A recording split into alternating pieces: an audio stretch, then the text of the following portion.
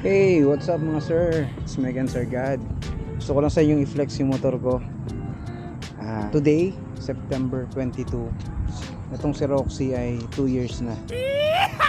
So ano ba yung tsura ng 2 years na Aerox? Ayan, 2 years na Aerox mga sir. So itong Aerox na to is matte black, gold yung kanyang mga stickers. Sa 2 years kong pagmumotor sa kanya, meron na rin siyang mga gas-gas tulad nito.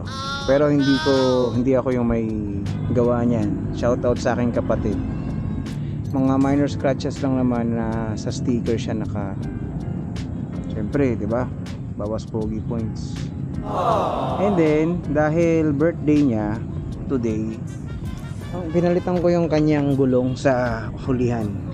Ito yung gulong na pinalit ko, Michelin 140 by 70, 14 yung sukat. After 2 years ko palang napalitan yung gulong ko sa likod. Itong sa harap, wala, stock pa rin to. Yung mga nabili ko na sa kanya is yung gulong sa likod. Pinalitan ko na kasi manipis na. Tapos before, nagpalit ako ng side mirror, pero binalik ko rin sa stock kasi kita ko yung nasa likod. Ano pa ba? Naglagay ako dito ng camera mount para sa aking camera sa Insta360. After 2 years nang nabili ko siya, temporary plate pa rin. Shout out sa mga taga LTO. Kumusta naman ang aking plate number? Wala pa rin. Ang shock ko stock pa rin mga sir. Di pa ako nagpapalit ng shock. Tapos pakita ko sa inyo kung ilan na yung tinakbo ng aking motor after 2 years. Ayan, 24,567 kilometers. Ano bang mga naging issue ko sa kanya? Kasi baka mamaya gusto niyo malaman yung mga issue nito. For my experience, ang naging issue ko sa Aerox is yung lobat issue niya.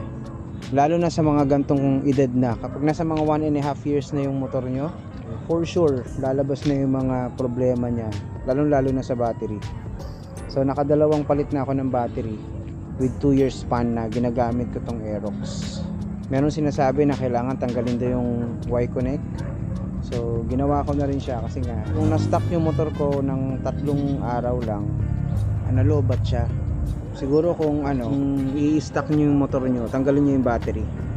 Ito pala, kung gusto nyo bumili ng Aerox, I think isa sa mga kailangan yung i-upgrade yung ilaw.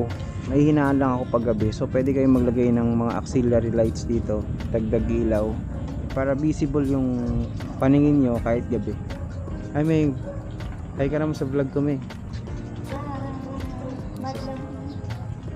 Another na in-upgrade ko kay Aerox is yung kanyang busina.